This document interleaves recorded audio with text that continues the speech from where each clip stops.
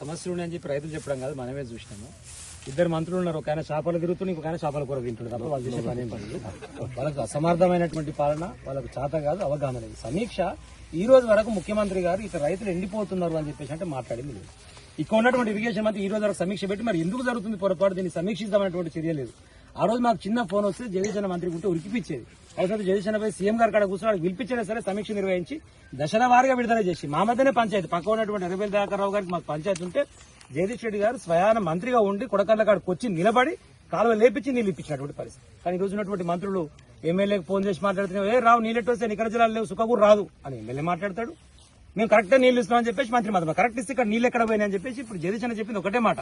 SRS నుంచి ఇచ్చినటువంటి మాట వాస్తవం అయితే కాళేశ్వరం నీళ్లు కాకపోతే 5 సంవత్సరాలు మేము ఇవ్వగలిగినప్పుడు ఈ రోజు మీరు ఎన్నికి ఇవ్వలేకపోయారు, దీనికి మాత్రమే సమాధానం చెప్పని అడుగుతున్నాం.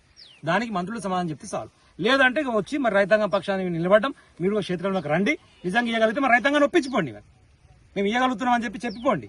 ఇలా ఒక్క మా నియోజకవర్గంలోనే దాదాపు 2 మండలాల ఉత్తగా మా నాయకులను అంచనా వేసి చెప్పండి అంటే 15,000 ఎకరాలు తుంగతుర్తి నియోజకవర్గం మధ్యలో నూతన కాలు నిండిపోయే పరిస్థితి కనిపిస్తుంది. ఇంత దౌర్భాగ్యమైనటువంటి పరిస్థితి ఎందుకు వచ్చిందంటే కాళేశ్వరం ద్వారా నీళ్లు వస్తే కేసీఆర్ కి పేరు వస్తుంది, కేసీఆర్ కి పేరు రావద్దు కాబట్టి కాళేశ్వరం ఎండబెట్టాలి. ఎస్ఆర్ఎస్ నుంచి మనం నిండిపోయింది కదా ఇయ్యమంటే ఇచ్చే శాత కాదు. అసలు ఏడించి ఏడిపోతే కాలనీలు అనేటువంటి సోయి స్థానిక శాసనసభ్యునికి కానీ స్థానిక మంత్రికి కానీ కనీసం సోయి లేదు. నీళ్ళు ఏడికెళ్ళి వస్తేనే సోయి లేదు. అది తెలుసుకొని వెంటనే రైతాంగాన్ని రక్షించడం కోసం ఈ 15,000 ఎకరాలు నా నియోజకవర్గంలో రక్షించడం కోసం పక్కన సూర్యాపేట ఇంకా మొత్తానికి పోతే కనుక దాదాపు 60,000 ఎకరాలకు పోతుంది.